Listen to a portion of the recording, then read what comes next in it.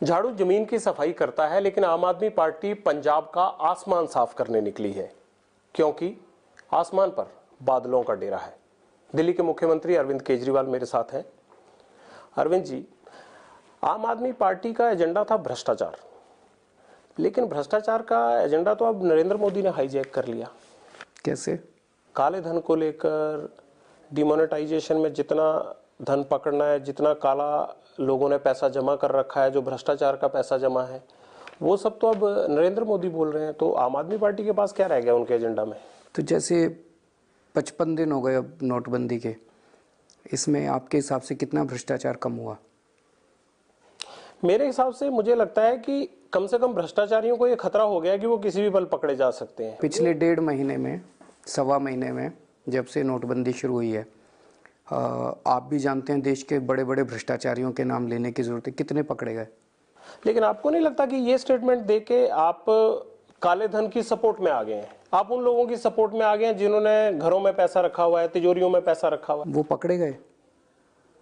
नहीं पकड़े गए। हम तो कह रहे हैं पकड़ो। हम तो खुद ही कह रहे हैं पकड़ो उनको, ये नाटक मत करो नोटबंदी। आप 2-4 नाम बता दीजिए जिनका आपको लगता है कि जो पकड़े जाने चाहिए थे और उनको नहीं पकड़ा। विजय माल्या 9,000 करोड़ रुपए लेके भाग गए। किसने भगाया? मोदी सरकार ने भगाया। एक दिन रात को अपने जहाज के अंदर उठ के लेके भाग गए। मोदी सरकार क्यों भगाएगी उनको? उनका क्या इंटरेस्ट था उसमें? तो कैसे भाग गए? हवाई जहाज में, अपने हवाई जहाज में बैठ के एक आदमी 9,000 करोड़ रुपए का 9,000 करोड़ रुपए जिसके ऊपर लोन है वो भाग गया। कैसे भाग गया? एयरपोर्ट पे सिक्योरिटी होती है, वीज़ा होता है, इमिग्रेशन होता है, सब कुछ होता है। जब तक सरकार का उसको सपोर्ट नहीं था तब तक भाग नहीं सकता, नंबर 1। नंबर 2, उसके बाद अब सरकार कह रही है हम उसको वापस लाने की कोशिश कर रहे हैं। पिछले हफ्ते 10 दिन पहले सरकार ने, मोदी सरकार ने उसके 1200 करोड़ का लोन और माफ़ कर दिया। किसान लाइनों में लगे हुए हैं, उनके लोन माफ़ नहीं करते मोदी जी। व्यापारी, इतने सारे व्यापारी लाइनों में लगे हुए हैं, छोटे छोटे व्यापारी, उन्होंने लोन ले रखे हैं, उनका लोन माफ़ नहीं करते। विजय माल्या का लोन माफ़ कर दिया। 1,14,000 करोड़ रुपए का लोन माफ़ कर दिया 2 साल में मोदी जी ने, बड़े बड़े लोगों का। मोदी जी के पास एक फाइल है, उसमें 648 लोगों के नाम हैं जिनके स्विस बैंकों में अकाउंट हैं। सारे टॉप के लोग हैं उसके अंदर। मैं उनके नाम लूँगा तो आपका चैनल ये इंटरव्यू नहीं चलाएगा, कई बार बंद हो जाता है, तो नाम मैं लूँगा नहीं। लेकिन दाऊद इब्राहिम की उन्होंने 15,000 करोड़ रुपए की प्रॉपर्टी जब्त भी करवा दी यूएई में। कहाँ? यूएई में। किसने? मोदी जी? भारत सरकार ने इनिशिएट लिया था, नरेंद्र मोदी ने इनिशिएट। कब कराई है? मोदी जी स्टोरीज प्लांट करने में बड़े माहिर हैं, कुछ भी प्लांट कर देते हैं। एक बारी सारी बातें आ जाएं सामने तब पता चलेगा। वो 648 लोगों का जिनका काला धन स्विस बैंकों के अंदर है, उनको पकड़ के जेल में डाल दो, शाम तक देखो काला धन खत्म ना हो जाए। तो कहीं से शुरुआत तो करनी पड़ेगी। तो शुरुआत की ना हमने। ये शुरुआत थोड़ी है कि आपने बड़े बड़े लोगों के साथ तो हाथ मिला लिया, दोस्ती कर ली, और छोटे छोटे व्यापारियों को, छोटे छोटे लोगों को, किसानों को, मजदूरों को लाइन में लगा दिया। इस तरह से भ्रष्टाचार। अब तो जनता, शुरू में जब नोटबंदी शुरू हुई थी, कुछ लोग कहते थे जी तकलीफ हो रही है, थोड़ी तकलीफ हो रही है, लेकिन हो सकता है। अब लोगों को यकीन हो गया यार, जैसे गांव के अंदर कई जगह था, मेरे पास तो पैसा नहीं था लेकिन वो बड़े बड़े लोग पकड़े जा रहे हैं, ये एक फीलिंग थी कई गांव के अंदर। अब लोग कह रहे हैं यार ये बड़े बड़े लोगों ने तो नोट बदलवा लिए अपने, हम बैंकों के सामने लाइन में लगे हैं, बैंकों के पिछले दरवाजे से बड़े बड़े लोगों के नोट बदले जा रहे हैं 30-30% कमीशन पे। मध्यम वर्गीय परिवार इतने ही दुखी हैं नोटबंदी से, तो जहां भी चुनाव हो रहे हैं, चाहे चंडीगढ़ ले लीजिए, महाराष्ट्र ले लीजिए या दूसरे राज्यों में ले लीजिए, वहां सब जगह बीजेपी के पक्ष में आ रहे हैं नतीजे। ऐसा क्यों है? उसका कारण कुछ और हो सकता है। एक, जैसे चंडीगढ़ का मैं लोगों से पूछ रहा था, 2 चीजें हैं। एक तो बीजेपी के खिलाफ नोटबंदी की वजह से गुस्सा है लोगों में, आपको उत्तर प्रदेश में दिख जाएगा, आपको पंजाब में दिख जाएगा। लेकिन जहां केवल कांग्रेस उनके ऑपोजिशन में है, कांग्रेस के प्रति नफरत इतनी ज्यादा है कि वो नोटबंदी का गुस्सा भी उसके सामने कम पड़ रहा है। तो यहां जितनी जगह आपने बताया, यहां पे सब जगह कांग्रेस उनके ऑपोजिशन, कांग्रेस नहीं हरा पा रही बीजेपी को। कांग्रेस का बहुत बुरा हाल हो चुका है। ये माना जा रहा है कि इंदिरा गांधी के बाद नरेंद्र मोदी पहले ऐसे प्रधानमंत्री हैं जो बोल्ड फैसले लेने में सक्षम हैं। अब तो आप भी ये मानने लगे होंगे। बोल्ड? कैसा बोल्ड फैसला? करप्ट फैसले लेने में। नोटबंदी देश का सबसे बड़ा भ्रष्टाचार है। आप ये मानते हैं कि नोटबंदी के पहले कई बड़े बड़े लोगों ने अपने पैसे ठिकाने लगाए? ये तो अब सामने आ रहा है। अमित शाह जी ने जगह जगह ज़मीनें खरीदी, ये तो सामने आ रहा है। सितंबर के महीने में बहुत बड़े स्केल के ऊपर बैंकों में डिपॉजिट्स बढ़े, ये भी सामने, ये तो तथ्य हैं। पर अरुण जेटली उसकी सफाई दे चुके हैं। क्या सफाई? वो तो कह रहे हैं कि लोगों को अपने बड़े हुए एरियर्स मिले थे और उन्होंने एक एक डाटा चेक किया है और वो सब पैसा जमा हुआ उसमें, और सिर्फ 15 दिन में जमा हुआ। 36,000 करोड़ के एरियर मिले थे, 2 लाख करोड़ रुपए जमा हुए एक्स्ट्रा। आपके पास इस बात के प्रमाण है कि किन लोगों ने वो पैसा जमा करवाया? वो तो बैंक बताएंगे ना, तो इसका मतलब कुछ लोगों ने कराया, मैं तो आपको तथ्य दे रहा हूँ। बैंक तो एम्प्लॉय बता रहे हैं कि एम्प्लॉयज को एरियर मिले। बात तो 36,000 करोड़, ये तो डेटा है, आपके पास भी है, आप भी पत्रकार हैं। 36,000 करोड़ का के एरियर मिले थे, 2 लाख करोड़ रुपए का पैसा जमा हुआ। इन लोगों ने 8 नवंबर के पहले अपना काला धन ठिकाने लगा लिया, बड़े बड़े लोगों का काला धन ठिकाने लगा दिया। नकली नोट, ये कह रहे थे 14 लाख करोड़ रुपए टोटल नोटबंदी हुई है, और अलग अलग अब ये बता भी नहीं रहे कि कितना पैसा वापस आ गया, लेकिन अखबारों में खबरें छप रही है 15.5 लाख करोड़ रुपए वापस आ गया। तो लगभग 1.5 लाख करोड़ रुपया एक्स्ट्रा वापस आ गया। ये कौन सा पैसा है? ये नकली नोट है। तो इसका मतलब कई लोग कह रहे हैं सितंबर अक्टूबर के महीने में इन लोगों ने खूब नकली नोट छापे और ये अफरा तफरी का फायदा उठा के सारे नोट बदल लिए। अब जितने 1.5 लाख करोड़ के नकली नोट इकोनॉमी के अंदर थे वो सारे बदल लिए, सारे असली हो गए। तो इतने बड़े बड़े आप बीजेपी पे आरोप लगा रहे हैं कि सारे बीजेपी नोट छापे, बीजेपी वाले कर रहे हैं सब कुछ। मेरा ये कहना है इतने बड़े, कोई आदमी है जिसने नोट बदलवाए या छापे? इतने बड़े स्तर के ऊपर घोटाला, वो जो आप कह रहे हो ना बोल्ड डिसीजन ले रहे हैं, इस तरह से बेशर्मी से और इतने बड़े स्तर के ऊपर भ्रष्टाचार आज तक किसी की हिम्मत नहीं थी करने की, ये कर रहे हैं। आप ये तो बताइए कि जो आपने आरोप लगाया फेक करेंसी किस किस नेता ने बीजेपी के ने छुपाई, कुछ तो खबर होगी आपके पास? आपको मिल रही है रोज, कितने अखबारों के अंदर खबर आ रही है कि नकली नोट मिले, असली नोट मिले, 2000 के नोट मिले। तो ये कैसे साबित होता है कि वो बीजेपी के लोग करवा रहे हैं? बीजेपी के घर में मिल रही है तो कौन करा रहा है? बीजेपी के घरों में पकड़ी जा रही है, आप तो रोज अखबार पढ़ रहे हो। बीजेपी के घरों में, पर आप ये मानते हैं कि नोटबंदी के बाद जो जल रहा था कश्मीर वो शांत हो गया, आतंकवाद के नाम पर जो पैसा आ रहा था वो बंद हो गया? के घरों में मिल रहे हैं, कितने नोट मिल रहे हैं? 2-2 हजार रुपए के नोट आपके घर में शायद बाद में पहुंचोगे, आतंकवादियों के घर में पहले पहुंच गए। वो बात ठीक है, लेकिन शांत तो हो गया ना कश्मीर। उसके बाद एक फर्क तो पड़ा ना कि पैसा पाकिस्तान से आ रहा था, ये तो आप मानते हैं ना? डिस्कोर्स तैयार किया जा रहा है, आतंकवाद शांत हो गया। आतंकवाद की तो कितनी घटनाएं घटी हैं पिछले महीने 1.5 महीने के अंदर, कितने सिपाही मरे हैं, अपने सैनिक मरे हैं पिछले महीने 1.5 महीने में। वो एलओसी पे मर रहे हैं, लेकिन स्पॉन्सर्ड जो श्रीनगर में हो रहा था वो तो रुक गया ना। कहाँ शांत हो रहा है? पत्थरबाजी तो रुक गई ना। तो पत्थरबाजी उन तक भी पहुंच जाएंगे। तो अरविंद जी, ये कहा जाता है कि आप आरोप लगा देते हैं, सबूत नहीं। सबूत दे रहा हूं, बिरला सहारा की डायरी लेके आओ, अभी सबूत देता हूं। आपने देखी डायरी? आपके चैनल ने चलाई नहीं मेरी डायरी, आपका चैनल भी तो डरता है। आप ये कहां से, हम इसको कैसे प्रमाणित करेंगे कि ये वाकई ही जो डायरीज हैं ये सही डायरीज हैं? उस पे इनकम टैक्स की मोहर है, इनकम टैक्स की अप्रेजल रिपोर्ट दे रहा हूं, इनकम टैक्स डिपार्टमेंट की रिपोर्ट है, मेरे कागज क्यों नहीं चले जाते इस बात पे? गए हुए हैं सुप्रीम कोर्ट में, प्रशांत भूषण गए हुए हैं, इनकम टैक्स डिपार्टमेंट की रिपोर्ट दे रहा हूं मैं। आप समझने की कोशिश कीजिए, इस तरह से एग्रेसिव होने से कोई फायदा नहीं है। अरविंद जी, नेता जल्दी से नाराज नहीं होते, आप जल्दी से नाराज हो जाते? नाराज नहीं होते, जिस तरह की व्यवस्था चल रही है, जिस तरह की व्यवस्था चल रही है उससे दुखी होता है मन, नाराज नहीं होते। नाराज मत हुआ कीजिए। नाराज नहीं होते। चलिए पंजाब पे आ जाते हैं। सिद्धू साहब के नहीं आने का कितना मलाल है आपको? वो उनकी मर्जी है, मलाल क्यों होगा इस देश के अंदर? मेरा अपना ये मानना है, आज मुद्दा पंजाब को बचाने का है। पंजाब बहुत बुरे दौर से गुजर रहा, आप भी जानते हैं। भ्रष्टाचार, नोट, ये नशा, व्यापार और इंडस्ट्री का बुरा हाल हो चुका है। आइडिया ये है कि किस तरह से पंजाब के अंदर नशा ख़त्म किया जाए, लोगों को नशे से बाहर निकाला जाए, भ्रष्टाचार ख़त्म किया जाए और बहुत एग्रेसिव तरीके से व्यापार को और इंडस्ट्री को बढ़ाना पड़ेगा। तो इस एजेंडे में उन्होंने आपका साथ क्यों नहीं दिया? आपकी ये प्रपोजल उनको पसंद क्यों नहीं आई? वो बताएंगे, मैं क्या बताऊं? आप उनसे भी पूछ लेंगे, आप भी बता दीजिए। नहीं, मतलब ये तो वही बताएंगे। उनसे बात हुई थी, उनको हमने डिप्टी सीएम ऑफर किया था, वो उनको पसंद नहीं आया। तो हो सकता है कांग्रेस ने उनको सीएम ऑफर किया हुआ है। तो कैप्टन अमरिंदर सिंह क्या बनेंगे? मेरी तो अपनी जानकारी है कि कैप्टन अमरिंदर सिंह को वो केवल चुनावों में कैंपेन के लिए यूज करेंगे।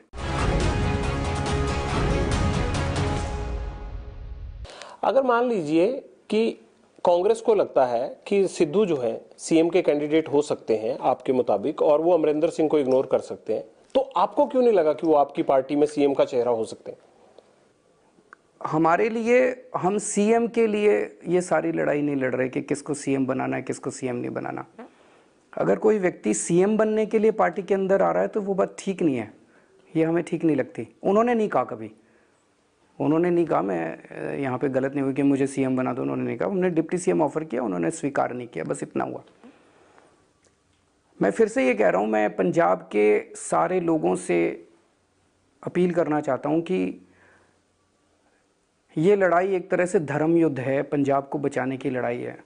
एक तरफ कैप्टन साहब हैं, बादल साहब हैं, उनके पास सारे रिसोर्सेज हैं, सब कुछ हैं, उनके पास पैसा है, आदमी है, सारी व्यवस्था है, सारा सिस्टम है। आम आदमी पार्टी के पास कुछ नहीं है। हमारे पास तो चुनाव लड़ने के भी पैसे नहीं हैं।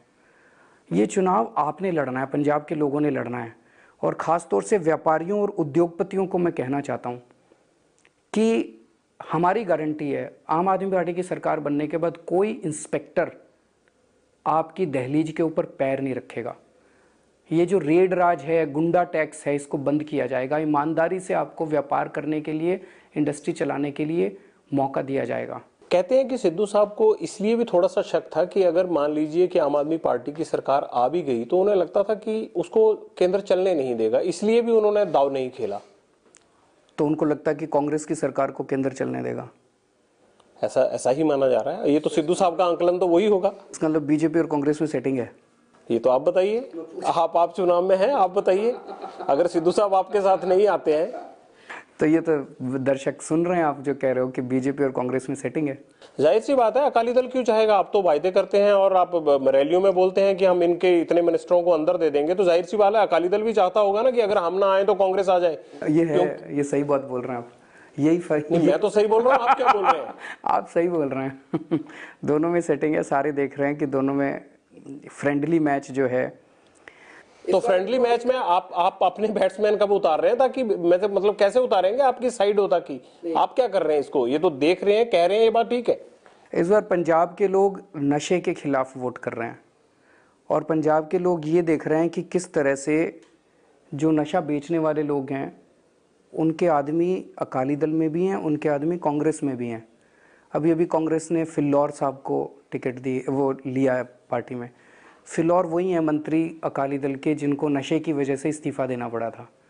वहाँ नशे की वजह से इस्तीफ़ा देना पड़ा, अब कैप्टन साहब ने उनको अपने पार्टी में ले लिया। कैप्टन साहब कैसे नशा दूर करेंगे? तो इसका मतलब ये मान सकते हैं कि अगर विक्रम मजीठिया अकाली दल में है और उनको नई पार्टी ने हटाया तो फिर वो इसका मतलब नशे का काम नहीं करते हैं? आपके आरोप गलत है। नहीं, नशे का काम दोनों कर रहे हैं। मैं ये कह रहा हूँ दोनों की साझी भागीदारी है। इनके लोग जो हैं, बुलारिया राइट हैंड मैन था इनका, मजीठिया साहब का, उनको अब कैप्टन साहब ने अपनी टीम में ले लिया। तो जो नशे का इंटरनेशनल माफिया है उसने अभी तक अकालियों के अंदर भी छोड़ रखे हैं अपने आदमी और अब कांग्रेस के अंदर भी प्लांट कर दिए अपने आदमी। ना कांग्रेस नशे से मुक्ति दिला सकती पंजाब को, ना अकाली दल दिला सकता।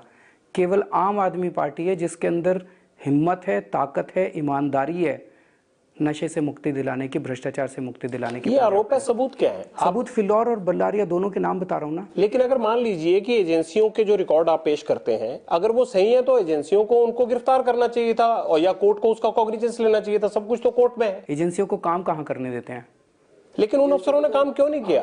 अगर सबूत थे तो काम क्यों नहीं किया? करने नहीं दिया ना, पॉलिटिकल पेट्रोनेज है। अब अगर आपका मजीठिया अकाली सरकार में मंत्री हैं, अगर बादल सरकार खुद ही नशा प्रोवाइड कर रहा है पूरे पंजाब को, तो कौन सी एजेंसी उसके खिलाफ एक्शन लेगी? आप मजीठिया के प्रति इतना पर्सनल क्यों है? नहीं, पर्सनल नहीं है, सारा पंजाब कह रहा है। मैं तो एक क्वेश्चन पूछता हूँ जब भी मैं सभा करता हूँ, मैं उनसे पूछता हूँ भाई पंजाब में नशा कौन बेचता है? एक ही नाम चारों तरफ से गूंजता है, मजीठिया बेचता है। मैं थोड़ी कह रहा हूँ, पंजाब का बच्चा बच्चा जानता है। तो क्यों नहीं गिरफ्तार किया? आप कहते हैं कि आप 4 हफ्ते में नशा खत्म कर देंगे पंजाब से, तो सप्लाई खत्म करेंगे। आप ये बताइए कि जो ऑफिसर अभी काम कर रहे हैं क्या उनसे आप हिसाब नहीं लेंगे कि भाई साहब आप पहले क्यों नहीं ये खत्म कर पाए थे, अब 4 हफ्ते में कैसे खत्म? और ऐसा क्या आपके पास जादू की छड़ी है कि आप खत्म करवा देंगे और अभी तक जो गवर्नमेंट है या जो ऑफिसर है वो नहीं कर पाए? क्योंकि अभी तक उनको नेता बादल सरकार, जो मंत्रिमंडल है, वो नशा बिकवा रहा था। दिल्ली के अंदर हमारे आने के बाद, मैं एक छोटा सा उदाहरण देता हूँ, हमने एक पुल बनाया, शीला जी पुल शुरू करके गई थी, 325 करोड़ का प्रोजेक्ट कॉस्ट थी। हमने 200 करोड़ में पूरा कर दिया। वही ऑफिसर, वही इंजीनियर, वही जेई, वही एई। जब शीला दीक्षित सरकार थी तो ये पैसे खाते थे। 300 करोड़ का पुल 1000 करोड़ में पूरा होता था। हमारे टाइम में 300 करोड़ का पुल 200 करोड़ में पूरा होने लग गया, क्योंकि अब इन अफसरों को पता चल गया भाई ऊपर ईमानदार आदमी बैठा है, ये पैसे नहीं खाने देगा। अगर पंजाब के अंदर ईमानदार सरकार आएगी, इनमें से कुछ अफसरों जो बहुत भ्रष्ट है, जो नहीं सुधरेंगे, उनको तो जेल जाना पड़ेगा। बाकी पूरी ब्यूरोक्रेसी को, पूरे पुलिस वालों को मैसेज मिल जाता है कि अब सरकार बदल गई, अब ये सब नहीं चलेगा। उन्हीं अफसरों से हम दिल्ली के अस्पतालों के अंदर दवाइयां मिलने लग गई, फ्री में दवाइयां दे रहे हैं। वही डॉक्टर, वही नर्सें, वही अच्छा इलाज कर रहे हैं अब दिल्ली के अंदर। दिल्ली के स्कूलों के अंदर वही टीचर्स अच्छा पढ़ा रहे हैं। माहौल बन गया एक अच्छाई का। पहले बुराई का माहौल था चारों तरफ। अरविंद जी, एक बात बताइए, अगर अच्छाई का माहौल बन गया है तो आज ही आपके जो पूर्व प्रधान सचिव थे राजेंद्र कुमार, उन्होंने ये क्यों कहा है कि मुझ पर दबाव था कि आप सीएम को फंसाइए? अगर माहौल अच्छा हो रहा है तो आपको फंसाने के आरोप क्यों आ रहे हैं? वो तो मोदी जी फंसा रहे हैं ना सीबीआई को, क्या वही तो वो कह रहे हैं। अगर आप अच्छा काम कर रहे हैं तो क्यों फंसाना चाहते हैं? वो तो मोदी जी बताएंगे क्यों फंसाना चाहते हैं। अरविंद जी, एक बात बताइए, आप बार बार कह रहे हैं कि आपके पास पैसा नहीं है, पार्टी के पास पैसा नहीं है चुनाव लड़ने के लिए। रोज आपके जो पार्टी छोड़कर लोग जाते हैं या जिनको टिकट नहीं मिलता, वो रोज बोलते हैं कि पैसे लेके टिकट दे रहे हैं। कोई कहता है कि मनीला पैसे लेने थे, कोई कहता है कि 2 करोड़ मांगा। सबूत दो। ठीक है, मैं भी आपसे पहले सबूत ही मांग रहा था। मैंने आपने कहा सबूत जांच दिए। करवा लो। हाँ, इसकी भी जांच करा लो। आप जांच, इसकी भी जांच करा लो। मैंने कराई जांच। ये आरोप क्यों लगते हैं? ये जिसको टिकट नहीं मिलती वो उलट पुलट बोलता है। अब ये बड़ा इंटरेस्टिंग, मतलब उनको फिर उकसाते हैं अकाली वाले और दूसरी पार्टी वाले, उनको संपर्क करते हैं और उनसे प्रेस कॉन्फ्रेंस कराते हैं। ये बड़ा इजी हो गया कि टिकट नहीं दी जी, पैसे मांग रहे थे जी, पैसे मांग रहे थे जी। 2 चीजें हमारे घुर विरोधी भी बोलते हैं। एक तो ये कि ये कट्टर ईमानदार हैं, इनको कोई खरीद नहीं सकता। है या है? हैं या है? कट्टर ईमानदार हैं टॉप लीडरशिप जो है। और नीचे अगर हमारी पार्टी के अंदर, पार्टी में बहुत, पार्टी बड़ी होती जा रही है, बहुत लोग आ रहे हैं, उसमें कुछ गलत लोग भी आ सकते हैं। अगर कहीं गलती मिली छोड़ेंगे नहीं किसी को, नंबर 1। नंबर 2, जो कहते हैं वो करते हैं। लेकिन कहते हैं आम आदमी पार्टी दिल्ली में आम भी नहीं रही। आप भी अगर अपनी सालगिरह मनाते हैं तो खाना ताज से ही आता है। ये बात सच है या नहीं है? ताज से? मेरी सालगिरह पे? आपकी सालगिरह, मैंने पार्टी की जब सालगिरह का फंक्शन होता है तो खाना उनका भी वहीं से आता है, कहते हैं। ये भी रिपोर्टें छपी हैं दिल्ली में। ऐसे उलट पुलट छाप देते हैं यार ये लोग। पक्की बात है, कुछ भी छाप। अच्छा ये बताइए कि जब लोकसभा का चुनाव हुआ तो 4 सीटें आई आपकी पंजाब में, लेकिन अभी जो ओपिनियन पोल आ रहे हैं उसमें उतनी विधानसभा की सीटें नहीं आ रही जितनी लोकसभा की सीटों में विधानसभा की सीटें हैं। इसकी क्या वजह? ओपिनियन पोल आपकी ये सारी मेहनत और आप जो दावे कर रहे हैं इसके मुताबिक नहीं आ रहे। किसका ओपिनियन पोल आया? एबीपी न्यूज के ओपिनियन पोल में। अच्छा, आप पत्रकार हैं, दिल पे हाथ रख के बोल दो कि आप इस ओपिनियन पोल से सहमत हैं। देखिए, ओपिनियन पोल लोगों का है, किसी पत्रकार का नहीं है, किसी चैनल का नहीं है, मैं तो आपसे किसी चैनल का नहीं है। ओपिनियन पोल में लोगों की ओपिनियन है, हमने तो लोगों की ओपिनियन दिखाई है। आप बताइए कि आपका इसके बारे में क्या कहना है? आप भी स्माइल कर रहे हैं, आप भी सहमत नहीं, मैं तो हमेशा हंसता हूँ अरविंद जी। आप ही के चैनल ने ओपिनियन पोल कराया था, उसमें हमें 3 सीट दी थी शायद, उसमें 28 सीट आई थी। फिर दूसरी बार जब हम चुनाव लड़े तो उसमें आपके चैनल ने 18 सीट दी थी, 67 सीट आई थी। मैं एक चीज़ कहना चाहता हूँ आपके चैनल के मालिकों से, या तो आपको ओपिनियन पोल करना नहीं आता। नहीं, वो तो एजेंसियां करती है ना, जो भी मालिक नहीं करते हैं या कोई पत्रकार नहीं करता है। आप हायर करते हो ना किसी एजेंसी को, पैसे देते हो ना एजेंसी को पोल करने के लिए, फ्री में थोड़ी करती है। तो या तो आपको ओपिनियन पोल करना नहीं आता, आपके चैनल को बंद कर दो। ये चीटिंग है, आप लोगों को बेवकूफ़ बना रहे हो। 2 बार आप लोगों ने किया। एक बार हमको 3 सीट दी, 28 सीट आई। एक बार 18 सीट दी, 67 सीट आई। अब आप कह रहे हो 12 सीट आएंगी हमारी। मतलब पंजाब के अंदर लोग हंस रहे हैं आपके चैनल पे। पर लोकपाल को लेके आपका एजेंडा लोकपाल था, पर क्या हुआ उस एजेंडे? पास किया हमने दिल्ली असेंबली में, 1 साल हो गया, मोदी जी बैठे हैं उसके ऊपर। आपके चैनल के जरिए आप भी थोड़ा सा, आपके चैनल वाले बड़े पावरफुल। पर इम्प्लीमेंट तो हम संवैधानिक प्रक्रिया को तो चैनल नहीं बदल सकते ना। लेकिन आप ये बताइए कि वो पास तो नहीं हो पाया। आप कह तो रहा हूँ मोदी जी कर दें पास। मैं तो आपके चैनल के जरिए मोदी जी से हाथ जोड़ के अपील करता हूँ, लोकपाल बिल जो दिल्ली सरकार ने विधानसभा में पास कर दिया उसको जल्दी पास कर दीजिए।